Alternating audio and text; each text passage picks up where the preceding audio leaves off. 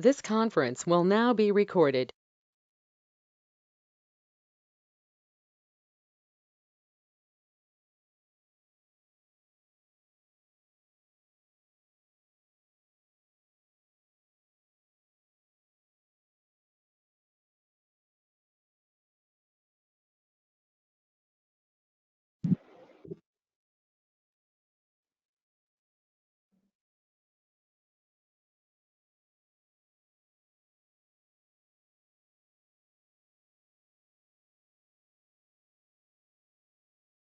Right, so can I start?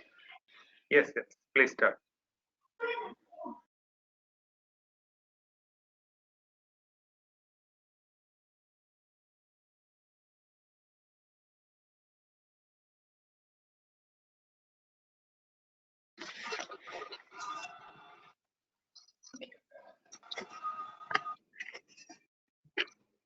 A very warm good afternoon and welcome to the second part, is technical session 4 of our international webinar. So our chair for the session is Dr. Shirley Jose, IQAC coordinator and associate professor at Sacred Heart College, Chalakudi, and our chief guest for the day and invited lecturer will be from Dr. Jaikishan Pashkar from Zakir Hussain College, New Delhi. On the topic economics is welfare science, hollow or hubristic. So as you all are aware that this is an international conference on economics of happiness and welfare organized by Department of Economics, St. Joseph College Autonomous Irinjalakuda and Sacred Heart College Chalakudi, Kerala, India. So far we have looked at topics like wealth of economics of benefits of happiness, wealth of happiness, love as an organizational norm. Now let's move at the core part, that is the welfare economics, the most familiar part of economics. We have with us an astute chief guest, Dr. Jaikishan Pashkar, talking on the topic economics is welfare science, hollow or hubristic.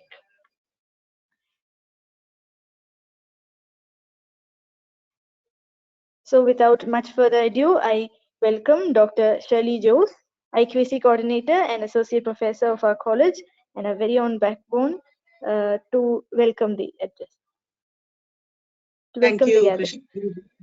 Thank you, Krishna Gidi. Good afternoon, everyone. Thank you. Good afternoon, good afternoon, everyone.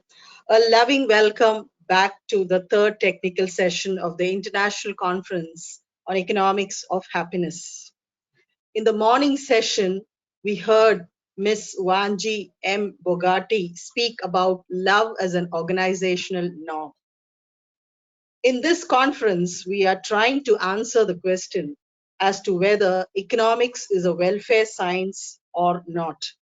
Traditionally, welfare economics assumes equivalency between welfare and economic activity. According to Lionel Robbins, welfare is a vague concept to use to define economics because it is subjective. According to him, economics is a quantitative science, but welfare cannot be quantitatively measured, and two persons cannot agree on what creates or improves welfare.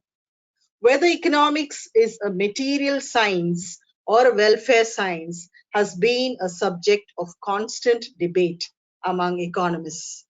In this technical session, we have Dr. Jaikishan Pashkar, Associate Professor, Zakir Hussain College, New Delhi, to speak about this paradox in economics. Dr. Jaikishan will be delivering a lecture on the topic Economics as a Welfare Science, Hollow or Hubristic. Dr. Jaikishan is an associate professor, as I mentioned, in the Department of Economics, Zakir Hussain College, University of Delhi since 1993. He was also a fellow on deputation in the Institute of Lifelong Learning, University of Delhi up to 2015. Dr. Jaikishan has coordinated the development of e-content of many papers, including microeconomics and macroeconomics, international trade and Indian economy, and other subjects. He is a member of the Empowered Committee appointed by the Vice Chancellor for Foundation course on geographic socio-economic diversity. Dr. Jayakishan has also served as the point person for University of Delhi, Edinburgh, and has organized an online exchange of lectures by different academicians. Sir has also been a mentor for the research project in CIC and an observer for university semester examinations. Dr. Jayakishan has authored and edited several books and has participated in and organized a number of seminars, conferences, and workshops. He has also been a project associate in the Institute of Economic Growth in a research project on water pollution management in Indian industry. On behalf of the Departments of Economics, Sacred Heart College, Chalakudi, and St. Joseph's College, Autonomous Irunalakuda, I accord a warm welcome to Dr. Jayakishan Prashar. I also extend my welcome to all the faculty, my colleagues in the Department of Economics at Chalakudi and at Irunalakuda, the attendees, students, researchers, academicians from all over India and from all over the world. Thank you and welcome once again. Over to you, Krishnagiri. Thank you, Shirley ma'am. We also wholeheartedly welcome you to this gathering. Now, without much further ado, we are moving to our speaker, Dr. Jayakishan Prashar, Assistant Professor at Zakir Hussain College, New Delhi. He'll be talking on the topic, Economics is a Welfare Science, Hollow or Hubristic. Thank you, Dr. Joss, for your kind introduction, and it's putting a lot of pressure on me to perform. I hope I'll do justice with that. First of all, I wish to express my thought about this, express my gratitude rather about the people involved in organizing this conference. So I express my deep sense of gratitude to the respected principals, Dr. Veena and Dr. Asha, for giving me this opportunity to engage with the fellow colleagues and young minds. I'm thankful to Dr. Chako Josh for the point version of this international conference for providing me this platform. And I'm also congratulating the faculty member of both the colleges, especially the economics departments, for organizing this enriching event. To Dr. T.K. Mishra for pushing me always to come out of my comfort zone, and he was the person who has forwarded my name to Dr. Chako. I pay my regards to Dr. Sally Jose, the chairperson of this session, and most importantly, I'm thankful to all the participants, especially the students, for their enthusiastic contributions. Okay. Just imagine this is a Saturday afternoon at your beautiful places. After having your meal, you are listening to these abstract ideas on economics. Well, they will increase your happiness. I doubt that. but anyway, I'll try to keep things simpler. We'll attempt to raise some pertinent points about the welfare criteria for measuring well-being taught in economics. This is not for the sake of criticism. I'm not criticizing those, but to provoke young minds to introspect and work upon these issues and bring out new paradigms of thinking and analyzing these welfare measurements. Economics, as you all are aware, economics as a discipline has achieved tremendous prominence in the last 200 years. Vis-a-vis other social sciences like political science or philosophy, which have much longer history as a discipline. However, whether it was the Great Depression of 1929 or financial crisis of 2008, economists could neither predict it or neither they could prevent it. What has gone wrong? We student of economics requires a serious introspection. It's a mammoth issue requiring collective wisdom and efforts. I'm trying to raise issues concerning the prevalent welfare criteria in the literature. I'll talk about 2-3 criteria which normally we are teaching at the undergraduate level, and to just increase kind of vision and the perspective of the student. As you know, when we introduce this discipline, when we enter in the class, we introduce this discipline to the student of economics. And while introducing this, we try to define economics. And this is the most accepted definition of economics given by, as Josie was referring Leon Robinson in some other area. This is a very famous definition which is widely accepted. Economics is a science which studies human behavior as a relationship between this given ends and the resources, which have alternate uses. So I'll raise 3 important points over here. Rather, 3 words I'll try to analyze. One is science. The second one is about the ends, which we are trying to achieve by usage of these means, which are very limited in number or scarce in relation to our ends. So, and you will find out that somewhere we need to have some introspection about the way we are dealing and trying to teach our student in our classes. Now, you know that this passion of portraying economics as a science, and more so as a natural science like the Newton's physics, which sought the science, natural science sought to establish universally and timeless valid law governing reality. Because as you know, the science tries to sound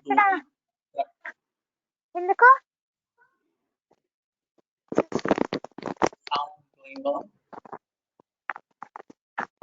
So they have this tendency, and they try to analyze the reality using those laws which are timeless application and universally universally acceptable. And the same hotness of bringing this exactness to the discipline, which have these thinking participants, that is humans, who have based their decision.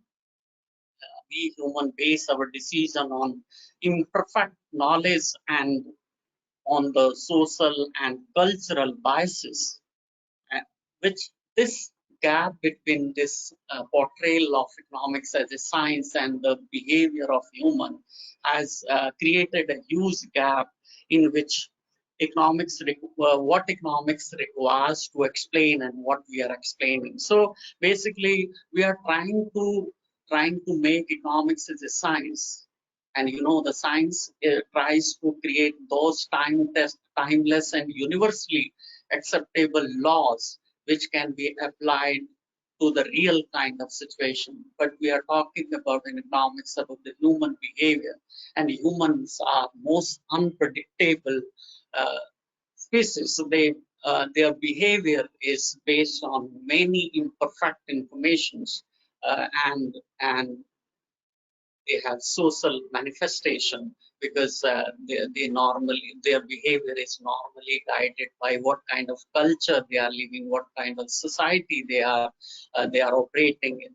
So we need to rethink about it, what we are trying to explain and what we need to explain. There is a huge gap because of this mathematical kind of outlook. This definitely gives a scientific outlook, but somehow we are going away, creating a distance between reality and the models which we are creating based on certain assumption which may not be very real. So we need to think on these lines. As a student of economics, all of us need to think that in which direction we are taking this economics. Second, We talk about these limited resources and ants, and ants are basically defined as all these resources are used for this uh, maximization or optimizations. And these ants are basically the human desires or the human wants. And we need to again think about these wants and needs which we define in the class. And I just want to put forward this aspect of wants. Wants have this social manifestation. Uh, Wants are based on the basis of the mind. They are created in the mind. And mind has unlimited capacity of imagination and visualization. So if our mind, if we want to satisfy our mind, wants are created in our mind, they remains unlimited because there is a unlimited capacity of mind to think. So all the time, our wants always outclass our resources. Why? Because our imagination, our visualization about the comfort and our wants are unlimited.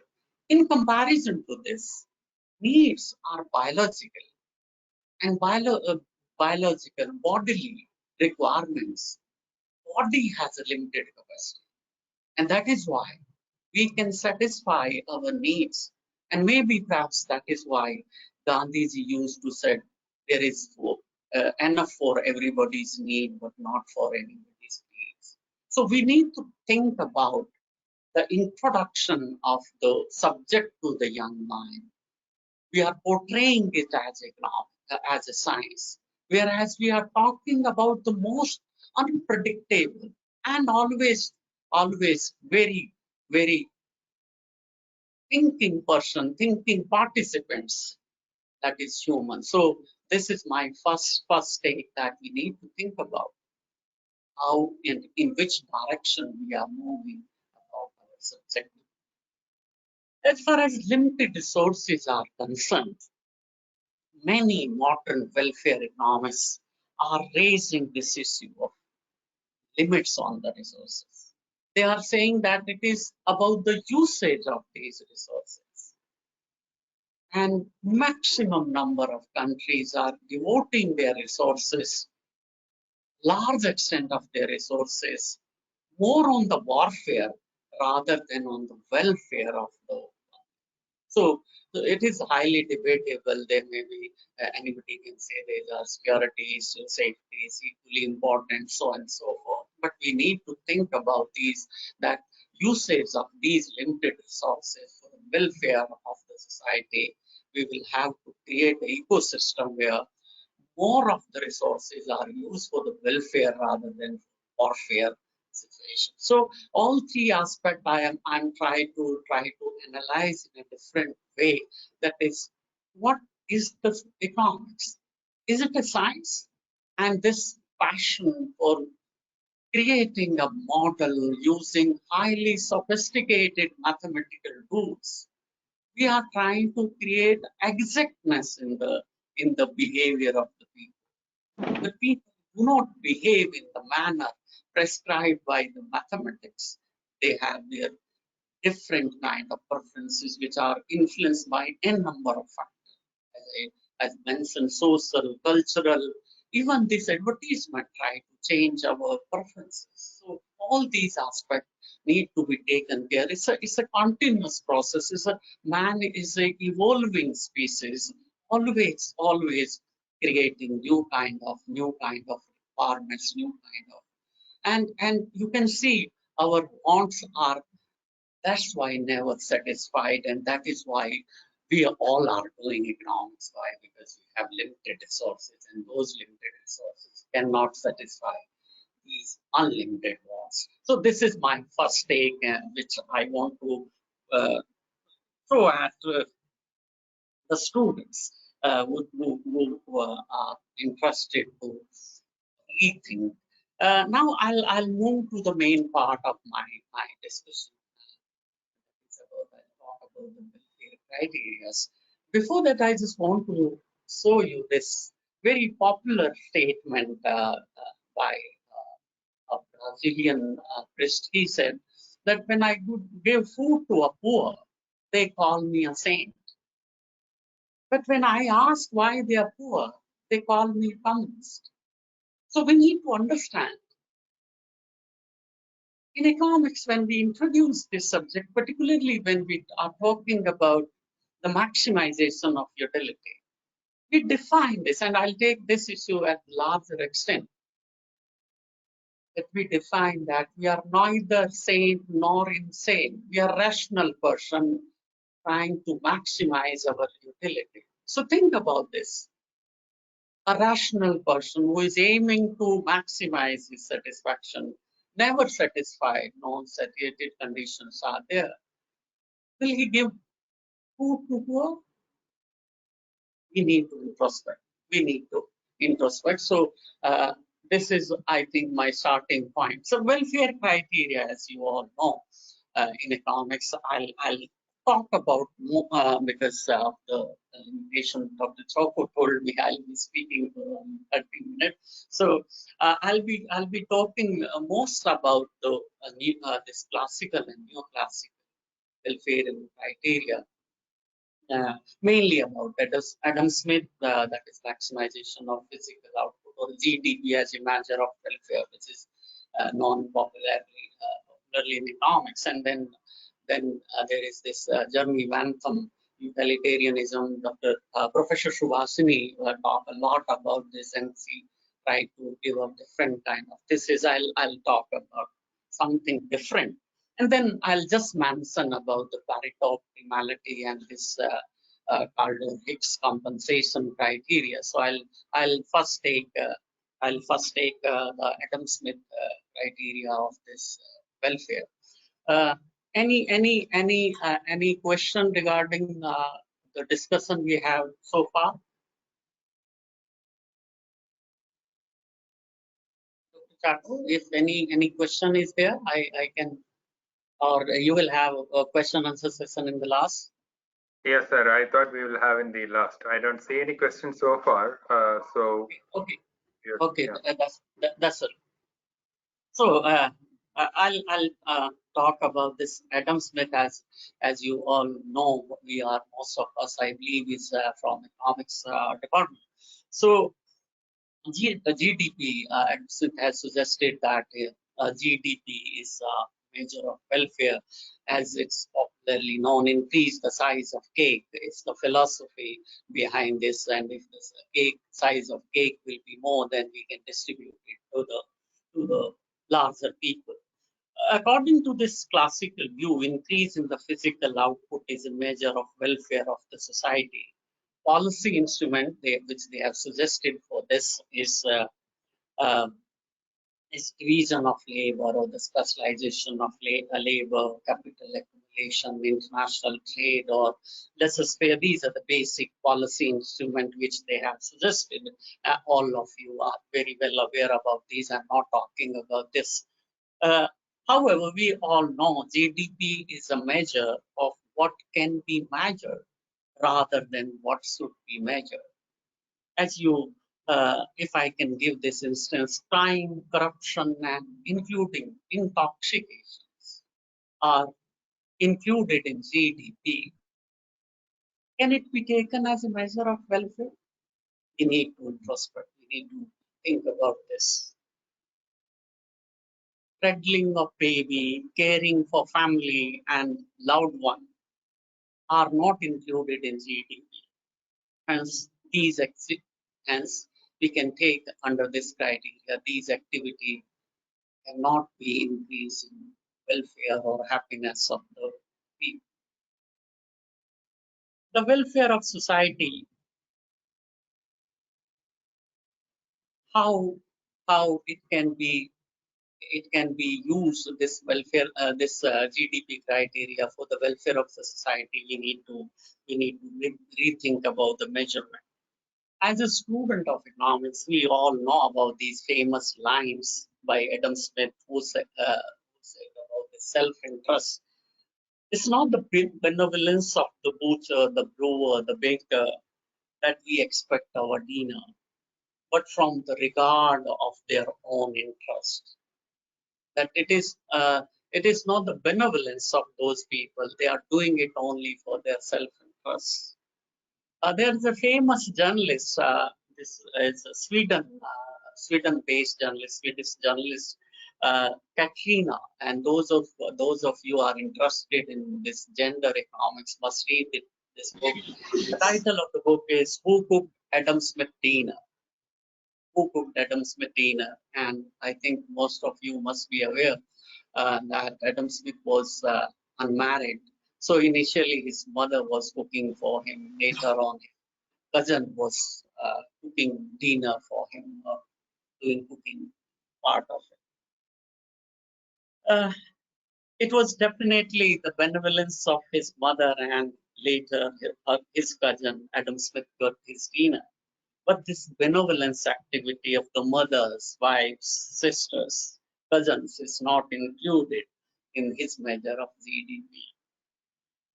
It's disappointing to note that there is this World Economic Forum. They have estimated that world over, this unpaid work per day is much higher for women than men. In the case of India, they have estimated about 60% of women's work is unpaid, hence not reflected in GDP, and their contribution is invisible for the welfare of the society. I just want to talk a little bit on this, and that is why C remains C. C is silent, hidden, and excluded, because her contribution is not economic activity considered in the parameter of economics. And I just want to narrate this story to you. I was attending a refresher course at Delhi University, and many teachers from Delhi University were attending this refresher course as it's a mandatory requirement for all of us as a teacher. So this was on gender and economics. So there was this question about how to devise a methodology to calculate the contribution of female. So I just asked them, do you want this cooking services to be calculated on the basis of the salary paid to a cook? And I was astonished to know that a lady from Lady Siram College, as you must be knowing, this is one of the best colleges in the country, said that at least they will recognize that much contribution.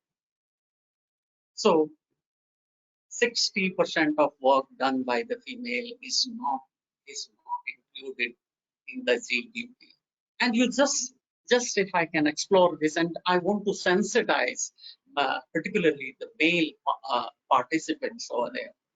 You just see maximum unpaid, low paid jobs are done by female. For instance, cooking. If you see the 5-star hotels or A-graded this restaurant, all their chefs are male, which proves that they are good. But they don't cook at home. Why? Because that's not a paid profession. They cook for salaries, but they don't cook for families. That kind of attitude need to be changed. It's not the responsibility of the female to do the cooking. If they are doing it, it should not be taken as a non-economic activity and as not contributing for the welfare of the society. As far as I understand, this GDP measurement is based on this non-inclusion of the contribution, which is a huge contribution of our half of the population is not reflected in this GDP. What kind of welfare criteria is this? we need to be gender sensitive while calculating the contribution of all the human contribution.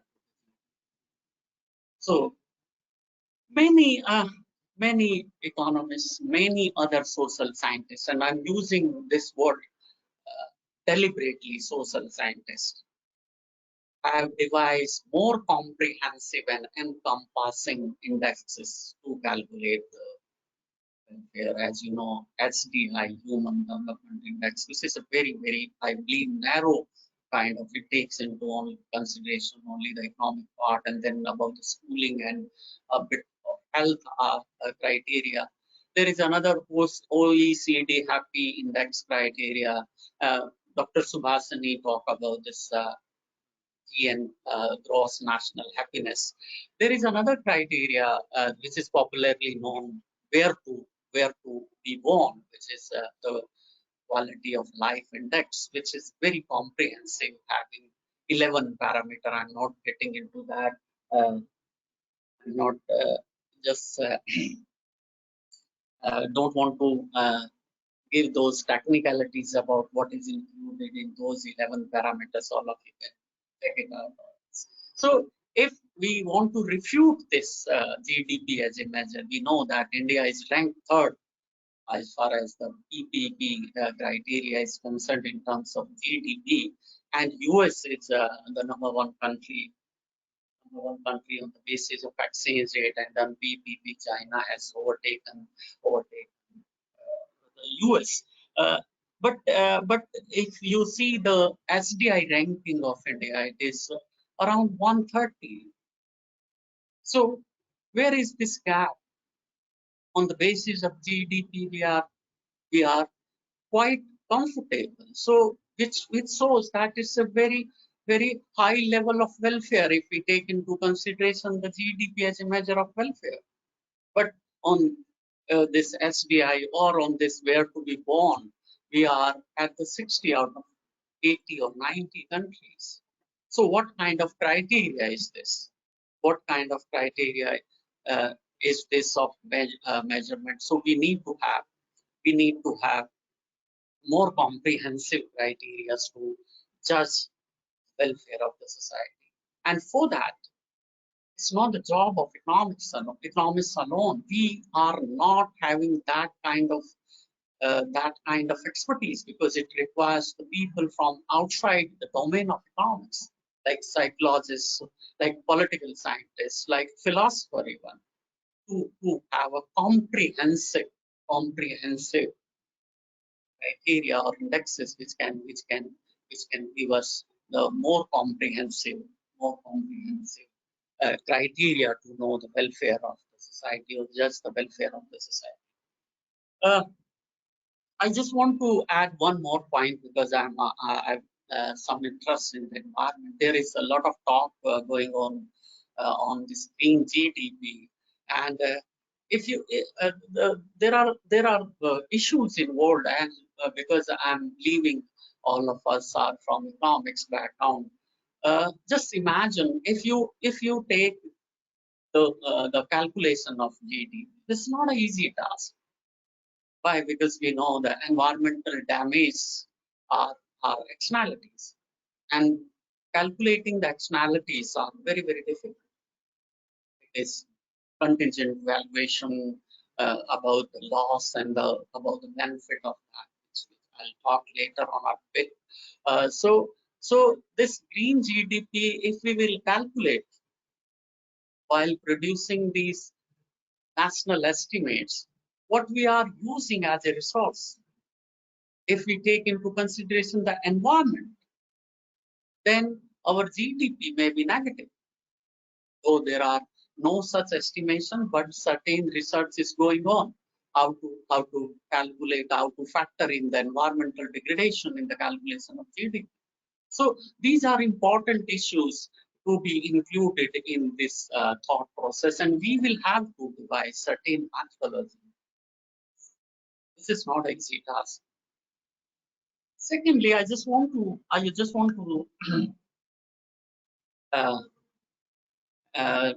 Dr. Subhasini also mentioned this. There was another famous book written by by Adam Smith, that is theory of moral sentiment, and that was written before this theory of wealth of nation. It was written in 1759, that was written in 1776, and we all, the student of economics, are very well versed about this wealth of nation. But this theory of moral sentiment has not got that prominence. And the basic difference that we see in these two theories is about this wealth of nation is more about the economic man who is guided by self-interest.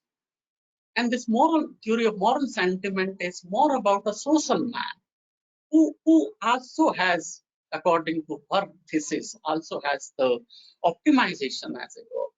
But he also derives utility from the social esteem and altruism. And so a social man may give food to a poor person, but an economic man who is thinking about his own welfare may not give food to a poor man. So unfortunately, this social man and this theory of social sentiment has not been very much profounded in the GDP, as a measure of well-being, because altruism is non-marketed and non-monetary, so it has not been given that much prominence. So this much I wanted to talk about this.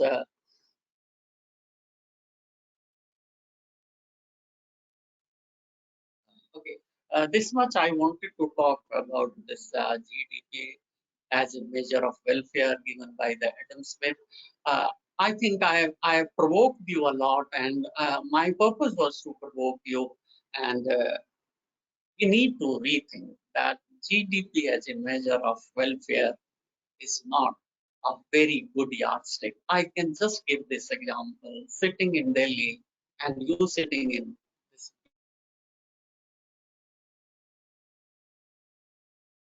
beautiful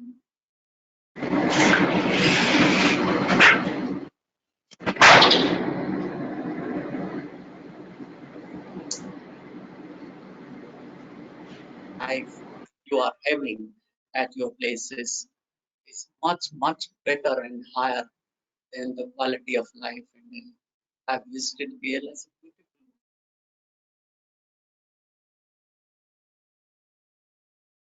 place. In Delhi, you have lot of issues which you even don't recognize and face. Which you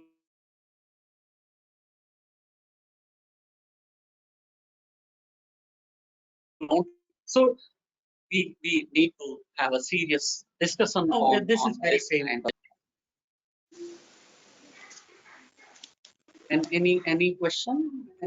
Anyone wanted to say anything? There's some. I don't think so, sir. Somebody switched Okay, on mic. Okay. So I'll just talk a little bit about this Pareto optimality. Most of you are very well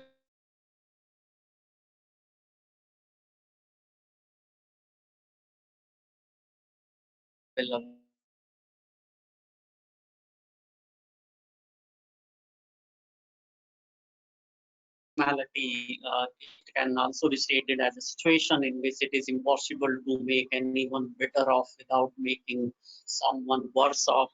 And as you know, there are certain marginal conditionality for that the marginal rate of substitution and marginal rate of technical substitution production and the marginal rate of transformation should be equal to the marginal rate of substitution. All these are known as marginal conditions. I'm not getting into that.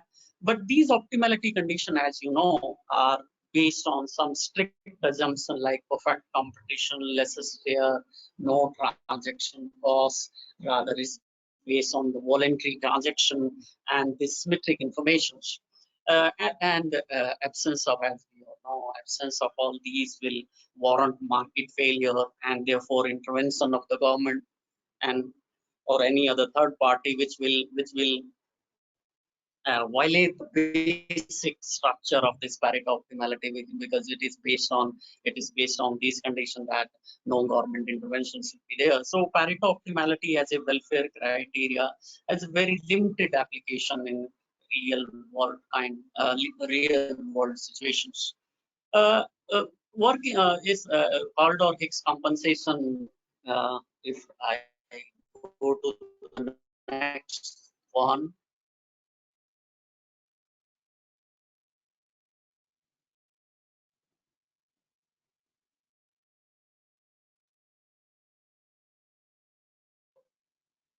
This Caldor-Hicks compensation rule says that if there is a voluntary transaction and there are some people uh, bring benefits to some people, which can be called as gainers, and losses to other, which can be called as losers. And if gainers may be asked to compensate the losers, and if there are still net gains, it may be considered as increase in social welfare. However, gainers have this advantage to underestimate their gains, and losers have temptation of overstating their losses, and hence limiting the voluntary transaction, putting a limit on the voluntary transaction. And we have seen this in the case of this environment. That suppose we ask somebody that we want to build up a park in front of your house, and this will be creating a lot of chambers of oxygen for your family. So what you are willing to pay for that? So he will try to underestimate the benefits. And when we ask the same fellow that we are creating a dumping site, this is a common land, we are creating a dumping site in front of your house, what compensation you require? So he will overstate that loss. So in this kind of scenario, when gainers are overstating, underestimating their gains, and losers are overstating their losses, definitely there should be then third party which will bring these gainers and the loser to the table. And when we have this, that Gaussian theorem will come into the picture, which will again say that there should be no transaction costs, and the number of the affected parties should be lesser. But in the case of public welfare, you see the number of this gainer and the losers are huge.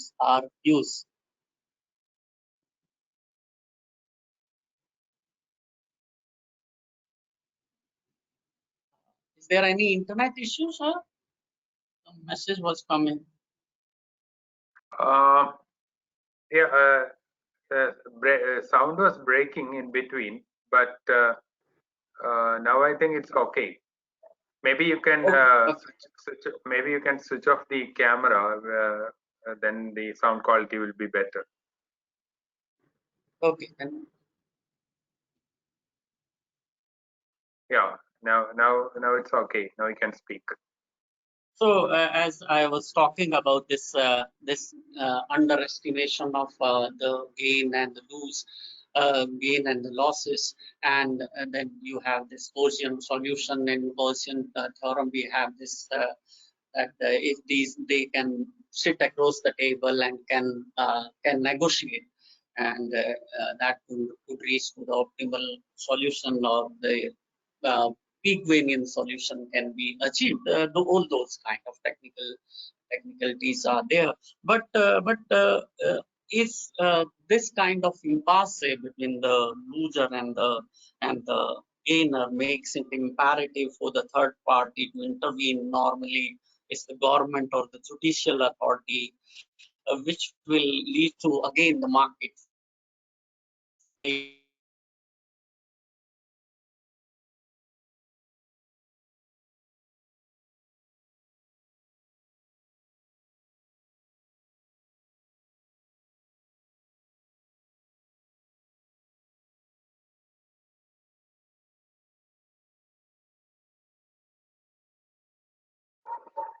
Hello, sir.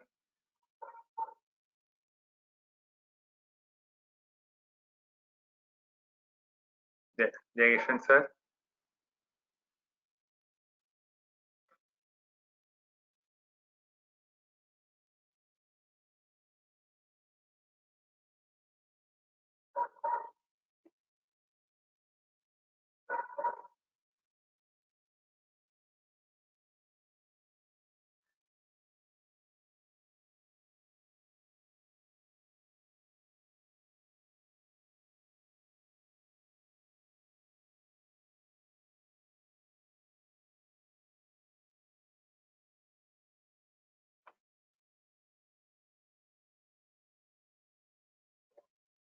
Life, and by aggregating the net pleasure, the welfare of the society would be maximized. It is popularly known as greatest good for greatest number, also known as falsific calculus. Utilitarianism is a consequence list. Before I go further, I just want to talk a little bit on this pain and pleasure aspect. What kind of pain we are, what kind of pleasure we are talking, what is the intensity of the pain, what is the duration of the pain. There is this culture in some African countries that when you are declared as a man, you are declared as a man, they what they do, they tie a very big cloth on your hand and they put a scorpion inside that cloth, and that is a very painful exercise, and it is done for 1 hour. If you cannot tolerate that pain, then you are not declared man, you are still a boy. So that kind of pain we are talking, or outgrown nail in a toe, which is continuously giving you pain. So what kind of pain we are talking? The pleasure, drinking a bottle of beer or reading a good book. Which kind of pleasure we are talking? Higher pleasure, lower pleasure. So we need to think how we will measure, how we will know this is pleasure, this is good pleasure, this is bad pleasure, this is acceptable pleasure, this is not acceptable pleasure. Similarly, we will have to think about the pain, the duration, intensity of the pain. This is very important when we are talking about this pleasure over pain. And utilitarianism is a consequence list in the sense that it's the end or the outcome of action which is important, not the means. This is a very powerful statement. As you know, most of you, those have some interest in philosophy, this Kantian framework talk about the means. He says consequence-based decisions are not moral decisions. You will have to adopt the good means. And if you are adopting good means, if even if you are not able to achieve your end, you are doing a good thing. So Kant was talking something in contrast to this, and I just want to. This is a very good example which is cited by many philosophers while explaining this Kantian framework. They ask him, suppose some of your friend enter in your house, and after that friend, one murderer having a very deadly weapon in his hand is looking for your friend, and he's inside your house, and he ring your bell, knock on the door. You come out, and he asks you, "This fellow is inside your room. Is there? Is he there?" So should you tell a lie or not? Can't say not at all, not at all, because you're telling a truth cannot be a consequence list. Then he was asked, can I say, because right now he's not there, He's inside the room, somewhere in the room, but not at the door. Can we say that he's not here right now?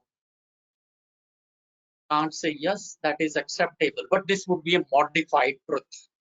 This would be a modified truth. And you can see this kind of modified truth, example of this modified truth in Mahabharata, when Yudhishthira, a great moral epitome of the morality, says Ghatotkacha is killed, whether it's human or an elephant, don't know. So he was telling a modified truth, not the lie. So this utilitarianism is based on the consequences, is based on the end, whereas many philosophers think that you should adopt moral means to achieve your ends. But Jeremy Bentham was very clear about means. Bentham wrote, I'm quoting, "Let a man's motive be ill will, call it even malice, envy, cruelty, it is still a kind of pleasure. That is his motive. The pleasure he takes at the thought of the pain which he sees or expresses to his adversary undergo. Now, even this kind of wrenched pleasure taken by itself is good." So what he's saying is saying that it is not the means, it is not about the morality, it is about the pain and the pleasure. If your pleasure is more than pain, then you are doing good job. So in this utilitarian framework, as we in the class as well discuss about this, utility is neutral to the moral, ethical, or even this legal underpinnings. Bentham viewed this, it was dangerous to rely on arbitrary standards of ethics, perhaps finding it difficult to have ethical or the perfect system. He famously remarked, he said, someone asked him, if there is no morality or ethics, so what kind of life is this? So he famously remarked this: is it possible for a man to move the earth? I'm quoting Bentham.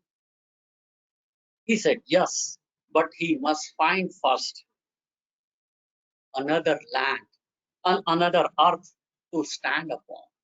So he's saying, where is that moral or ethical place? Every place are same. So you cannot move this earth until and unless you have another earth to stand upon. Hence, utilitarianism is simply a philosophic calculation, that is greatest good for greatest number. Many philosophers and modern economists have raised serious objection about this framework. The major objection raised about the utilitarianism is regarding the welfare of those who are not included in this greatest number having that pleasure. Imagine a situation in which 10 college students are deriving pleasure by beating one of their classmates. He is under pain, but 10 people are enjoying the pleasure of beating that fellow. So the pleasure of those, the greatest number is there. So is it a welfare? We need to think about this. Or just think about this mob lynching. Or think about these WWF kind of games. Definitely they are giving pleasure to the larger number. But what about those people who are going through that excruciating pain? The immense pain they are going through. What about that pain? So these are very important issues. Furthermore, I just want to say that many policy analysts have started using this framework of pain and happiness as a cost-benefit analysis. if benefit exceed the cost, it's a good project. There was a study in Czech Republic about the cost benefit of smoking when the government of Czech Republic imposed excise duty on smoking. This tobacco company constituted a study group. They asked one expert to conduct the study about the cost and benefit of this smoking, and they calculated it. And in the cost, they have included the increased healthcare expenditure because of the smoking. More people are getting diseases, and so the healthcare expenditure of the government is going up. That is the cost to the government. But in benefit, what they have included, they have calculated more tax revenue in terms of the revenue the cigarettes are generating, health expenditure savings due to early death because of smoking, savings in terms of pension because of the early death due to smoking, and housing cost saving. They prove that smoking is highly beneficial for the state. Why? Because the cost is much lower than the benefit, and they have estimated in the tune of something $150 million. So that the kind of application of this utilitarianism in terms of cost benefit is quite dangerous. We can have this kind of extension of this utilitarianism that will create lot of I don't think that will create welfare to the society. Professor Paul Collier is an Oxford professor, and I will advise this young student that he has written 2 very good books, and they must read it if they have not had access to these books so far. One is Bottom Billions, and another one is The Future of Capitalism. He was very harsh on this Bentham, and he said, I'm quoting, a very strong statement he made about this utilitarianism. He said, I'm quoting, unfortunately, Bentham and Mill were not latter-day moral giants, equivalent to Moses, Jesus, or Muhammad. They were weirdly asocial individuals. Bentham was so bizarre that he is now thought to have been autistic and incapable of having a sense of community. Furthermore, he wrote, economic man is utterly selfish in this framework and infinitely greedy, caring about nobody but himself. But for the purpose of evaluating a public policy, that he's putting the rationale why utilitarianism has been included in the economics framework. But for the purpose of evaluating a public policy, economic needed a measure for aggregating well-being or utility of these psychopathic individuals. Utilitarianism became the intellectual underpinning of this arithmetic, the greatest happiness of the greatest number. He further stated that the weird values of Bentham would not have had any impact had they not been incorporated into economics. So this kind of very harsh observation has been made, and believe me, this is a serious fellow. This Professor Paul is a very senior fellow, professor emeritus at Oxford University. He has done a very good course online. It's available if any one of you is interested, from poverty to prosperity, and he talked a lot about this political and geo-political kind of factor leading to prosperity. So He has made very serious observations. So we all need to think about the utilitarianism as a measure of welfare.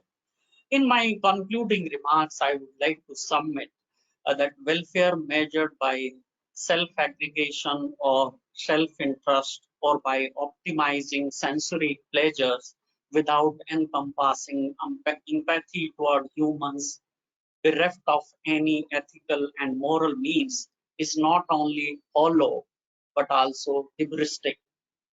It will create misplaced and wrong confidence in the tools of welfare economics. I believe we, the student of economics, need to take this observation of J.S. Mill seriously. A man cannot be a good economist who is only economist. Economists need to devise holistic framework to assess the welfare of human rather than being hubristic about the existing arithmetical tools. So I will thank you all for listening this, my rudimentary thoughts. May God bless you. Stay safe, all of you, and be happy. Thank you. Thank you very much.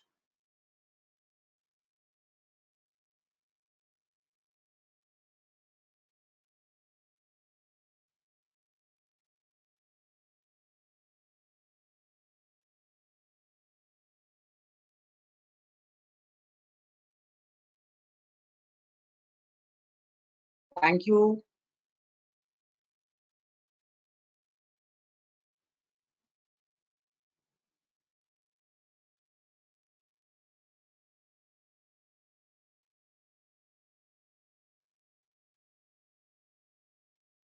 Yes, thank you, sir, for your valuable words.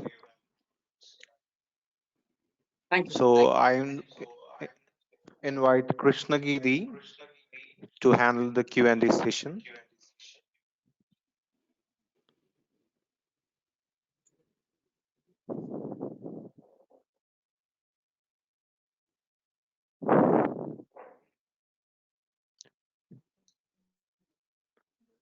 Okay, so there are certain questions in the chat box. So I will Nikhil, you read it can out. read out. Please read out the question. Yes. So there is a question from Ruchi Simon. Mhm. Are you suggesting that the classification of activities as economic and non-economic be reworked? Definitely, but it's not an easy task because most of the activities are non-marketable, and anything which cannot be placed any value will be very difficult. So we need to have rethink about the instrument which we are using as a measure of welfare. So all of these are most of the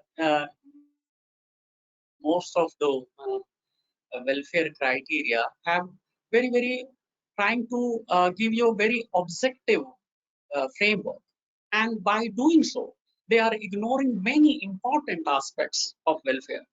So we need to have a framework where maximum kind of activities which may not be marketed need to be included in the measurement of welfare, and this cannot be done by economists alone. The important question or the message which I'm trying to convey is that this kind of isolation from other and insulation from other subjects, social sciences, because we are talking about the human, and all social sciences are trying to analyze human behavior, and they are there to make human happy. So we will have an integrated kind of approach in which interdisciplinary kind of environment and framework could be evolved, where the human welfare should not be the sole in the domain of entirely economics. It should be a kind of interdisciplinary or multi-subject kind of. We need to have comprehensive a comprehensive yardstick to measure this welfare, because human welfare is not confined to only to the economic activities. That is my take. If we will be in this frame of activity and non-economic activity, then we will be stuck where we are today. Thank you, sir. Krishnagiri, can you ask other questions? Any other observations? Okay, sir. Thank you. Thank you And for I your... want observations from my colleagues also. If any one of you is saying anything about this. Hello, sir. Yes, go ahead. We Go can ahead. hear Hello, you. am I audible? Yes, go ahead. Yeah, You are. yes. Okay, thank you so much. Okay.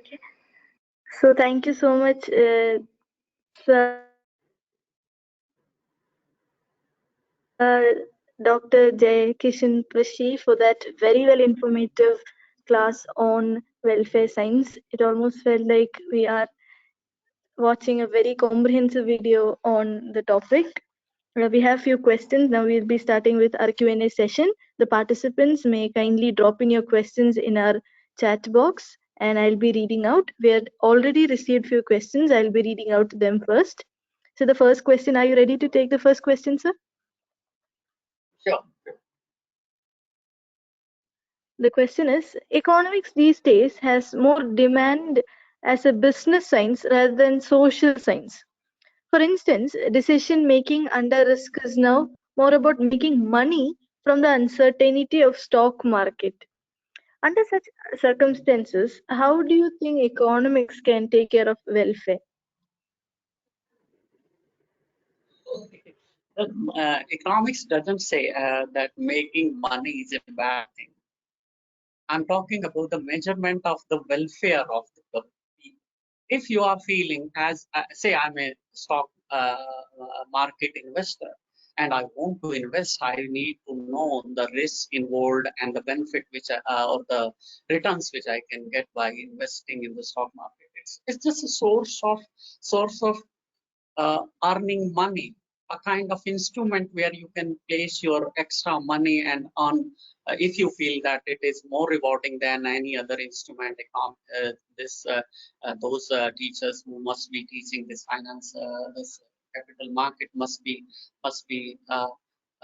very clear about these things, that it is again the demand and supply of these funds. Wherever you find that it is said that capital chase the returns, so that is not the point. Basically issue over here is that we are talking about the human behavior, and there are certain ways through which we can analyze the human behavior.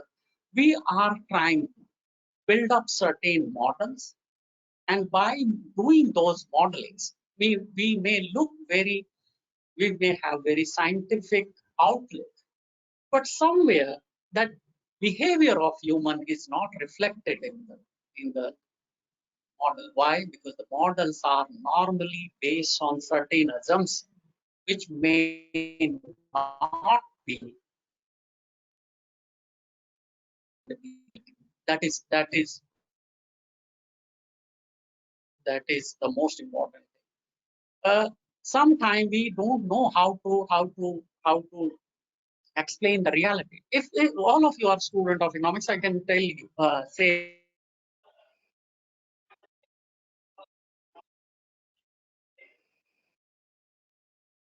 Sir, your voice is breaking.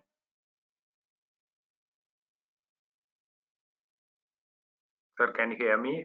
Your voice is breaking.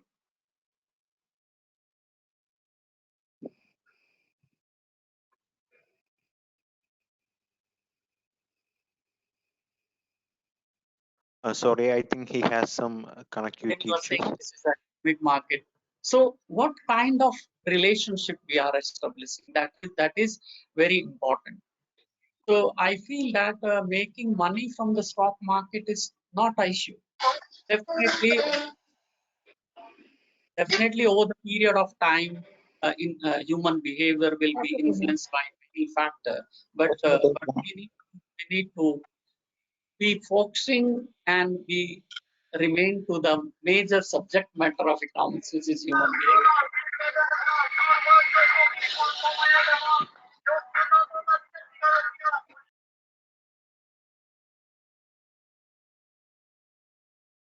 Sorry, sir, that was a disturbance from one of the participants. Sorry.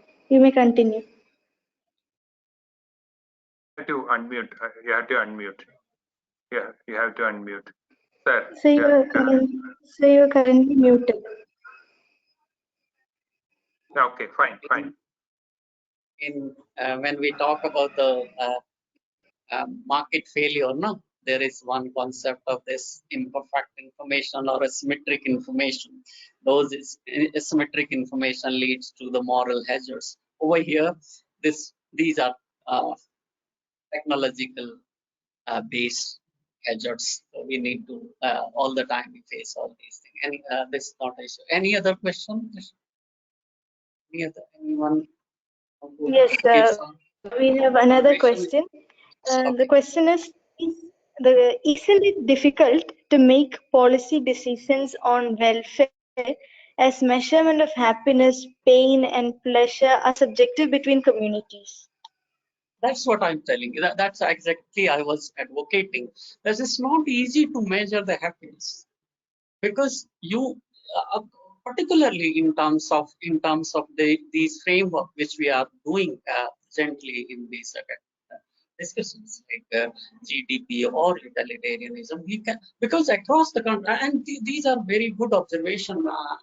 I should say that just I'm giving one kind of all your preferences, all your choices have social manifestation. Your liking and disliking are not decided by these economic factor alone. They are decided by many other psychological, cultural, and religious beliefs and systems. Like what kind of dress you will be wearing will not be decided by the price and the income or the price of related commodity, which we normally advocate. What do you do? Where do you live? What your family is? What your neighbors are? How much educated they are? What is their level of income?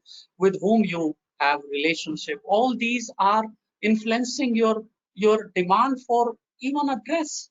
So your happiness cannot be measured by one scale, like 1 to 10. If you are at 10, you are the most happy one. 8, you are less than this, and so on and so forth.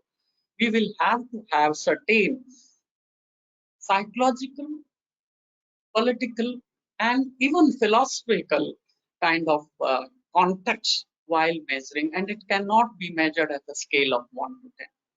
So these are very difficult issues, and all social scientists will have to put their mind together and come out with the measurement of welfare. That's I was trying to portray. Thank you, sir. Your point is clear. Sir, can you brief us with some of the negative effects or disadvantages of welfare? I'm not heard your question properly. Can you repeat it? The negative effects or disadvantages, the pros and cons of welfare, disadvantages of welfare. Disadvantages of welfare. Negative effects of. Yes, sir. Welfare is I think is a positive term. I have not even thought on this. Welfare is a positive term, but actionality we define in positive and negative terms. But welfare, maybe if you have lot of money and then if you are creating nuisance for other people, and if you are taking money as a measure of welfare, then only it can be taken as negative. Otherwise, welfare, I think, is a positive term. Welfare is not a negative term, or I'm not able to understand the context. Sir, I think she was trying to ask another question. That is, when governments try to spend more money on welfare measures, it's quite often seen as unproductive by the lending agencies. For example, if you lend from an international agency and try to spend on welfare measures, they call it as unproductive. So I think she was trying to point out to such policies. Definitely, Dr. Chapu, as all of us, this capital accumulation, whether it's internal resources or external resources, the purpose of those resources is to increase the welfare of the society. Because as the basic fundamental economic thought is this: we all the times have limited resources, so these resources are to be generated. If we are not able to generate them internally, we will have to have, and all these liberalization, privatization is to generate more resources. And if those resources are judiciously used for public welfare, then definitely those are put to good use. But if we are using that money, say, for any unproductive activity, that will create lot of kind of harms to the economic system or the financial system. But one thing I can think about, these European countries, they have a very large welfare schemes, but their resources are not very adequate, and they are borrowing a lot of money from outside. And those money which they are borrowing from outside, they are not able to serve those loans. And you must have seen this Greek fiasco where they were declared as a kind of bankrupt. So these are the issues which but basically when we generate resources from outside, the basic objective is to enhance the public welfare. But sometime if we are doing it unmindfully, like in the Europe, there are multiple factors, as you know, their dependency of population is more, and they are very aging. They are having very aging population, and the productive people in their population is declining. So they are living on the many kind of social services provided free of cost by the government. So that kind of welfare scheme may hamper or harm the economic health of the nation. Definitely, those kind of things can be seen in this perspective. I think I made some clarification. Yes, sir. Yes, sir. Related to what you just said, there is another question that's pointing out to some sort of conflicts. For example, when government or Reserve Bank goes for a monetary policy for boosting the economy or to take the economy out of inflation, for example, when the Reserve Bank downgrades the interest rates, for example, as part of a monetary policy. So there are many people like the elderly people, the retired people, etc., who depend entirely on the income they get from fixed deposits in banks. So when such measures are taken by the government, won't it negatively affect the welfare of such sections of society who depend entirely on? Again, it's a very cost benefit kind of situation, because government need more resources for investment, so they are lowering the interest rate.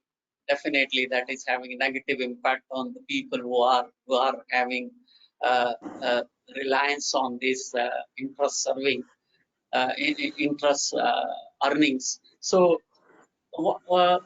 one side, by using those resources for productive purposes, they are generating employment for the younger generation, so on and so forth, because of which economy is increasing.